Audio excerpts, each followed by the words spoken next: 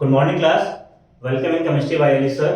Last time पे हम लोगों ने डिस्कस किया था, ठीक है, मैकेनिज्म में फर्स्ट ऑर्डर रिएक्शन के बारे में। कुछ छोटे टॉपिक्स रह गए थे तो आज हम डिस्कस करते हैं वो। जैसे हमारा फर्स्ट टॉपिक है सीडो फर्स्ट ऑर्डर रिएक्शन। आप लोगों ने पढ़ा था फर्स्ट ऑर्डर रिएक्शन क्या होती है, तो शॉर्ट में पूछ लिया था ये सीडो फर्स्ट ऑर्डर रिएक्शन क्या होती है। तो इस रिएक्शन क्या होगी, तो ऐसे रिएक्शन जिसमें दो रिएक्टेंट में से कोई एक रिएक्टेंट अगर हम बहुत एक्सेस में ले लेते हैं, उस कंडीशन में उस जो एक्सेस रिएक्टेंट है उसका कंसंट्रेशन बढ़ाने पर भी कोई रिएक्शन पे कोई खास फर्क नहीं पड़ता है, ऐसे रिएक्शन को हम लोग बोलते हैं सीडो फर्स्ट ऑर्डर रिएक्शन। मतलब क्या हुआ कि if one of two reactant, दो रिएक्टेंट में से कोई एक क्या हो, एक्सेस में प्रेजेंट हो, बहुत एक्सेस में हम ले लें, उस कंडीशन में जो रिएक्शन का कंसंट्रेशन होता है, रिएक्शन की रेट होती है, वो उस एक्सेस में लिए गए रिएक्टेंट पर डिपेंड नहीं करती है और सिर्फ दूसरे रिएक्टेंट के कंसंट्रेशन पर डिपेंड करती है। ऐसे रिएक्शन को हम लोग बोलते हैं pseudo first order reaction. Pseudo का मतलब क्या होता है, फॉल्स होता है, ठीक है। मतलब क्या हुआ कि ऐसे रिएक्शन हम लोग एक वर्ड में कहें तो ऐसे रिएक्शन जिसकी मॉलिक्यूलरिटी 2 होती है बट ऑर्डर इसका 1 होता है, ऐसे रिएक्शन को हम लोग बोलते हैं सीडो फर्स्ट ऑर्डर रिएक्शन, ठीक है। थ्योरेटिकली कैसे डिफाइन कर सकते हैं, थ्योरेटिकली हम कह सकते हैं कि the reaction in which one reaction present in excess quantity in the of two reactant, then that type of reaction is called as pseudo first order reaction. In this reaction the molecularity is 2 and the order is 1. okay, for example हम लोग लें तो कैसे लेंगे, जैसे कि हम बात करते हैं हाइड्रोलिसिस ऑफ इथाइल एसीटेट, ठीक है, एसिडिक हाइड्रोलिसिस ऑफ, अगर एग्जांपल की बात करें तो acidic hydro lysis of ethyl acetate। अगर हम लोग ethyl acetate का हाइड्रोलिसिस कराएं तो क्या होगा, ethyl acetate का फॉर्मूला क्या होता है, CH3COO एसीटेट आयन है, C2H5 इथाइल आयन है। इसका हम करा देते हैं हाइड्रोलिसिस इन वाटर, एसिडिक क्या होगा, बॉन्ड यहां से ब्रेक होगा, क्या बन जाएगा CH3COOH प्लस C2H5OH, ठीक है, वाटर ब्रेक होगा, यहाँ पर OH लग जाएगा, यहाँ पर H। इस कंडीशन में ये क्या है, जो वाटर है वो एक्सेस में प्रेजेंट है। एक्सेस में प्रेजेंट होने की वजह से जो रिएक्शन है वो सिर्फ और सिर्फ इथाइल एसीटेट पर ही डिपेंड कर रही है और वाटर पे डिपेंड नहीं कर रही, इसलिए इस रिएक्शन को हम लोग बोलेंगे pseudo first order reaction. Okay, जैसे फॉर एग्जांपल हम 10 लीटर वाटर लें, उसमें हम 100 ग्राम शुगर डाल दें, शुगर को 100 ग्राम से 200 ग्राम कर दें तो फर्क पड़ता है, लेकिन अगर हम 10 लीटर वाटर को 10.1 लीटर ले लेंगे तो कुछ खास फर्क नहीं पड़ता है, इसलिए इस रिएक्शन को हम बोलेंगे सीडो फर्स्ट ऑर्डर रिएक्शन। अभी हम लिखा जैसे हाइड्रोलिसिस ऑफ केन शुगर, ठीक है, केन शुगर जो हम लोग सुक्रोज और वो लेते हैं। केन शुगर फॉर्मूला क्या होता है, C12H22O एलिमेंट। अगर इसकी हम लोग हाइड्रोलिसिस कराते हैं, ठीक है, तो क्या मिलेगा, तो C6H12O6 प्लस C6H12, ठीक है। इस कंडीशन में भी वाटर क्या ले रहे हैं, एक्सेस में ले रहे हैं, एक्सेस में लेने की वजह से ये हमारा सुक्रोज है, सुक्रोज में हम बोलते हैं केन शुगर। इस कंडीशन में जो रेट होती है उससे वो सिर्फ केन शुगर पर डिपेंड करती है, एक पे वाटर पे नहीं। इसमें से एक ग्लूकोज बनता है, आपको पता ही होगा, और एक फ्रक्टोज बनता है। इनका मॉलिक्यूलर फॉर्मूला सेम होता है बट स्ट्रक्चर डिफरेंट होता है और एक दूसरे के हमारे आइसोमर्स कहलाते हैं, ठीक है। पर्टिकुलरली बात करें तो ये हमारे फंक्शनल ग्रुप आइसोमर है, इसमें एल्डिहाइड ग्रुप प्रेजेंट होता है, इसमें कीटोन ग्रुप प्रेजेंट होता है। यानी अगर हम लोग रेट लिखें तो रेट हम लोग क्या पाएंगे कि जो रेट होगी, ठीक है, तो रेट ऑफ इस रिएक्शन की लिखेंगे तो क्या पाएंगे, सिर्फ और सिर्फ इथाइल एसीटेट पर डिपेंड करेगा, ठीक है, वो हमारा वाटर पर कंसंट्रेशन पर डिपेंड नहीं है। इस तरह से हम इस रिएक्शन की रेट लिखें तो क्या पाएंगे हम, सिर्फ और सिर्फ वो शुगर के पर डिपेंड करेगा और किसी पर डिपेंड नहीं करेगा, इसलिए इस रिएक्शन को हम लोग बोलते हैं pseudo first order reaction. Is very most important for short note solutions, ठीक है। तो ये हमारा सीडो फर्स्ट ऑर्डर रिएक्शन। आगे चलते हैं, हम लोग इफेक्ट ऑफ कैटलिस्ट के बारे में बात करते हैं, और उससे पहले हम लोग बात कर लेते हैं कार्बोनियस इक्वेशन के बारे में।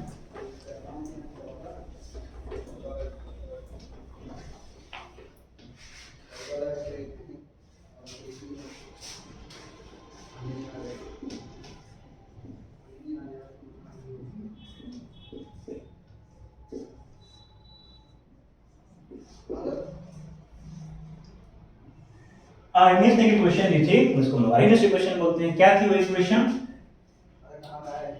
ठीक है, उसके बाद में होती k equal to a dot e की power minus e a upon r। ठीक है, यहाँ पे a आर्नियस फैक्टर है, e एक्टिवेशन एनर्जी है, r जो गैस कांस्टेंट है, t जो है टेंपरेचर, एक तो एक्सपोनेंट है पता है आपको, k कांस्टेंट है। अगर हम यहाँ पे लॉग लें दोनों तरफ, taking log, taking natural of both side,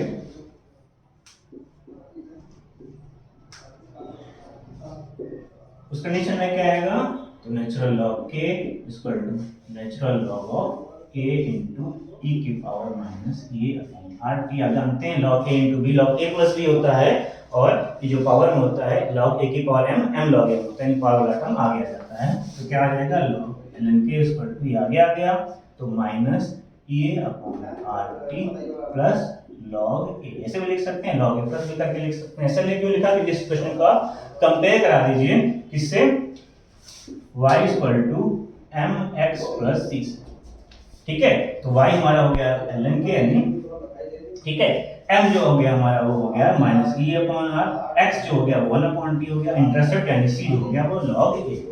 तो अगर इसमें ग्राफ प्लॉट करें इसके बीच में, ठीक है, y एक्सिस पे क्या है? ln k है, तो y एक्सिस पे हम लोग ले लेते हैं नेचुरल log k, और x एक्सिस पे क्या है? 1 अपॉन t है, तो 1 अपॉन t हम लोग ले लेते हैं। आप देख रहे हैं जो ग्राफ है, स्लोप जो है वो क्या माइनस यानी नेगेटिव स्लोप शो करेगा, तो यहाँ से नेगेटिव स्लोप शो कर देते हैं, यहाँ नेगेटिव स्लोप है, और log a यानी कि इंटरसेप्ट की वैल्यू है, तो यहाँ से यहाँ तक की जो वैल्यू हो जाएगी वो हमारी क्या हो जाएगी? वो हमारी, ठीक है, सॉरी लॉग लिया ln k, क्या मैंने नेचुरल लॉग लिया है, तो ln a की वैल्यू हो जाएगी, और ये जो स्लोप है हमारा, जो स्लोप है हमारा वो क्या हो जाएगा?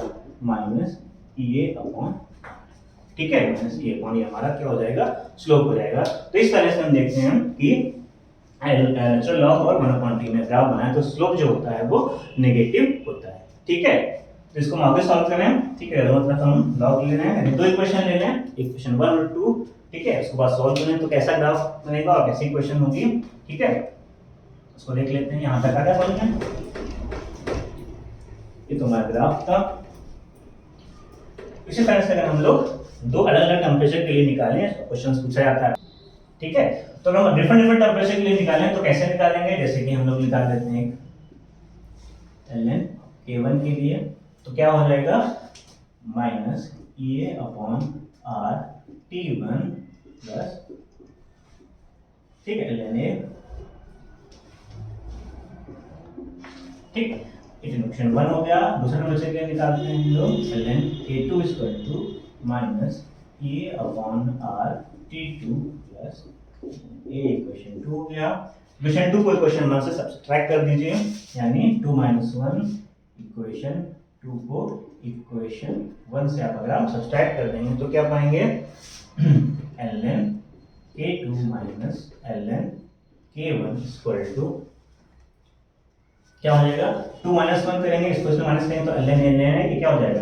कैंसिल आउट हो जाएगा, ये कांस्टेंट दोनों, ठीक है, ये माइनस करेंगे तो ये माइनस माइनस का जाएगा प्लस हो जाएगा। ठीक है भाई, क्या लिखेगा? Minus e upon r t2 minus minus e upon r t1, ये बचेगा हमारा, माइनस माइनस क्या हो जाएगा? हमारा प्लस हो जाएगा, यानी क्या आ जाएगा? e upon r t1 minus e upon r t2। ठीक है, हम ln को, और ये log a माइनस b क्या होता है? log a माइनस b आप जानते हैं कि log a upon log b होता है, तो क्या हो जाएगा? ln k2 upon k1 equal to e upon r, ये कांस्टेंट हो जाएगा, दोनों कॉमन है, क्या आ जाएगा? 1 upon t1 minus 1 upon t2। ठीक है, नेचुरल लॉग को लॉग बेस में 10 चेंज करने के लिए हम लोग क्या करते हैं? 2.30 से मल्टीप्लाई करते हैं, तो मल्टीप्लाई करने के लिए या मल्टीप्लाई करने के बाद इसको यहाँ पर भेज दीजिए, तो क्या आ जाएगा? log k2 अपॉन k1, यहाँ पर 2.30 से मल्टीप्लाई करेंगे, चेंज हो जाएगा, 2.30 को आप नीचे भेज दीजिए, क्या आ जाएगा? ये अपॉन r 2.303, ये क्या हो जाएगा? 1 upon t1 minus 1 upon t2। Okay, आगे इसको सॉल्व करेंगे तो क्या आ जाएगा?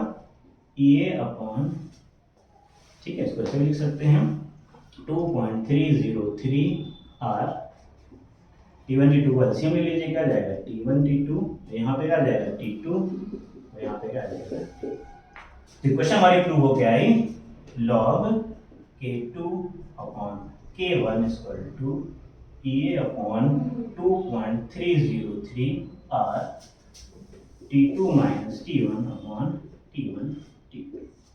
दिस इज द इक्वेशन है, ठीक है। इससे हम लोग न्यूमेरिकल्स को सॉल्व करेंगे, ठीक है। तो ये थी हमारी आईएनएस इक्वेशन, इसकी प्रूविंग। तो हम छोटे क्वेश्चन डिस्कस कर लेते हैं, ठीक।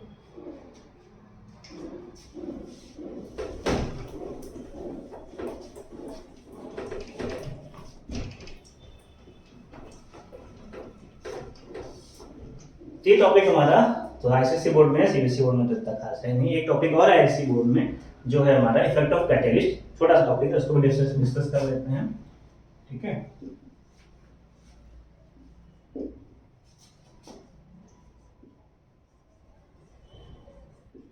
कैटलिस्ट का इफेक्ट क्या होता है, तो आप जानते हैं कैटलिस्ट क्या होता है। कैटलिस्ट वो सब्सटेंस होता है जो किसी भी रिएक्शन के रेट को चेंज कर देता है, ठीक है। तो कोई भी रिएक्शन ले लेते हैं, उसमें कोई कैटलिस्ट को हम लोग ऐड करते हैं तो क्या करता है, रिएक्शन के रेट को चेंज करता है। ऐसा हम लोग पोटेशियम क्लोरेट ले लेते हैं, अगर इसे हम लोग MnO2 डाल देंगे तो क्या बनाता है KCl प्लस O, ठीक है। इसको बैलेंस कर दीजिए 2KCl प्लस 3। इसमें मैंगनीज जो ऑक्साइड है, ठीक है, कैटलिस्ट का काम करता है। तो कैटलिस्ट जो होता है रिएक्शन रेट को कैसे चेंज कर देता है, तो कैटलिस्ट जो होता है वो भी आपने पढ़ा था, एक्टिवेशन एनर्जी उसकी वैल्यू को, ठीक है, चेंज करके कैटलिस्ट जो होता है रिएक्शन रेट को चेंज कर देता है। जैसे फॉर एग्जांपल अगर हम ग्राफ प्लॉट करें रिएक्शन कोऑर्डिनेट्स,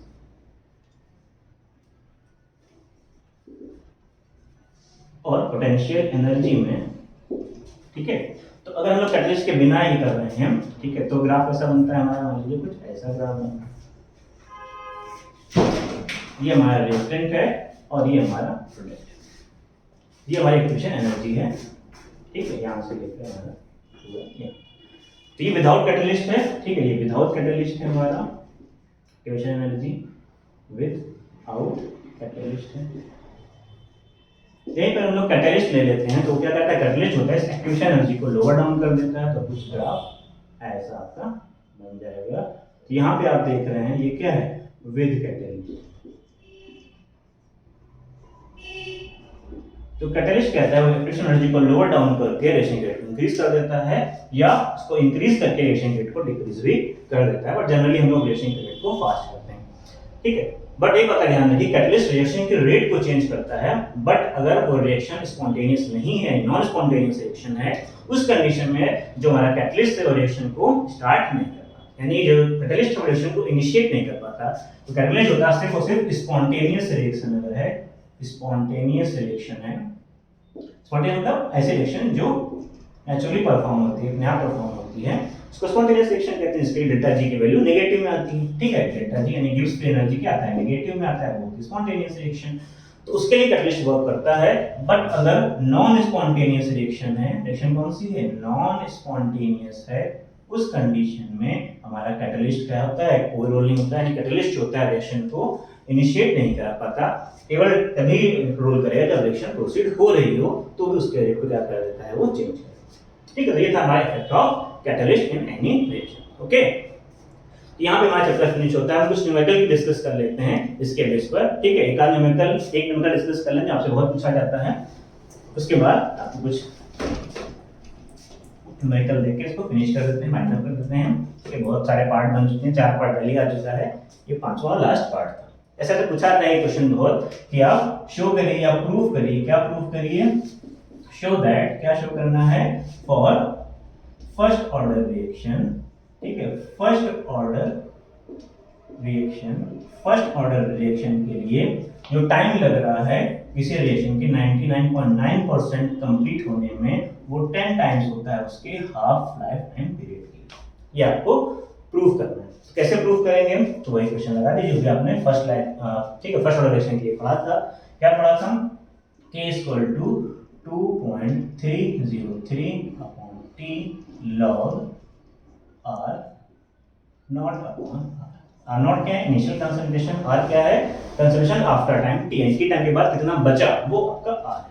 ठीक है, पुट कर दीजिए value k equal to 2.303 upon t log, ठीक है, आर नॉट कितना मान लिया हमने 100 मान लिया सपोज, इनिशियल कितना था 100% था, और कितना बचा 99.9%, तो डिसोसिएट हो गया, तो कितना बचा, ठीक है, तो आर कितना हो गया 100 माइनस 99.9 यानी कितना हो गया 0.2, ठीक है, 0.1% बचा, इसको हमने मान लिया 0.1, इसको इधर ले जाइए t को, ठीक है, टाइम किसने निकाले 99.9% के लिए, इसको इधर ले जाइए तो कितना हो जाएगा टाइम 99.9% के लिए इक्वल टू 2.303 अपॉन के लॉग, इसको चेंज करेंगे तो यहाँ पे आ जाएगा 10 की पावर 1000 हो जाएगा, 10 की पावर 3, 10 की पावर 3, और जानते हैं log m की पावर n जो होता है, log m की पावर n जो होता है वो n log m होता है, यानी जो पावर होती है वो आगे आ जाती है, तो 10 तो 3 उसको आगे लाइए, तो क्या आ जाएगा t 99.9% equal to 3 into 2.303 upon k log base 10, log base 10 कितना होता है 1 होता है, ठीक है, तो कितना आ गया, इसको मल्टीप्लाई करेंगे, कितना आ गया ये t 99.9% इक्वल टू, ठीक है, 3 3 9 3 0 0 3 3 9 3 2 6 ऑन के लॉग 10 कितना होता है 1 होता है, तो आंसर हमारा होगा, तो ये आ गया 99.9% के लिए, और आपको टी हाफ तो पता ही है, हाफ का टाइम पीरियड के लिए कितना होता है, हाफ का टाइम होता है 0.693 ऑन के, ये हाफ का टाइम के लिए होता है, तो इन क्वेश्चन को कंपेयर कर दीजिए, डिवाइड कर दीजिए, तो क्या आ जाएगा t 99.9 upon t half equal to, इसकी वैल्यू कितनी है 6.909 अपॉन k, इसकी वैल्यू कितनी है 0.693 अपॉन k से कैंसिल, ये करीब 10 टाइम्स आ जाएगा, यानी जो आपका t हो गया, t 99.9% हो गया, वो 10 टाइम हो गया उसके t हाफ, यही आपको शो करना था, यहाँ पे मैंने शो कर दिया कि 99.9% कंप्लीशन में टाइम होता है वो t हाफ का 10 टाइम्स होता है, ठीक है, तो आपके लिए एक होमवर्क है, आप बताइएगा कि t 75% कंप्लीशन में टाइम लग रहा है, वो t हाफ का कितने टाइम्स होगा, सब लोग कमेंट्स करके बताएंगे कि t 75% जो टाइम लग रहा है वो t हाफ का कितने टाइम्स होता है, ठीक है, निकाल के और क्वेश्चन में सॉल्व करके आप कमेंट बॉक्स में टाइप करिएगा कि t 75% और t हाफ का में क्या रिलेशन है, कितने टाइम्स होता है, बाकी चैनल को लाइक करिए, सब्सक्राइब करिए, शेयर करिए, कोई भी डाउट हो केमिकल काइनेटिक्स से तो आप पूछ सकते हैं, किसी भी केमिस्ट्री के चैप्टर से, यहाँ पे हमारे कंप्लीट काइनेटिक्स चैप्टर के जो वीडियोस थे वो सारे कंप्लीट हो गए, फिर भी अगर आपको कोई डाउट हो तो करिएगा, आज के लिए इतना ही।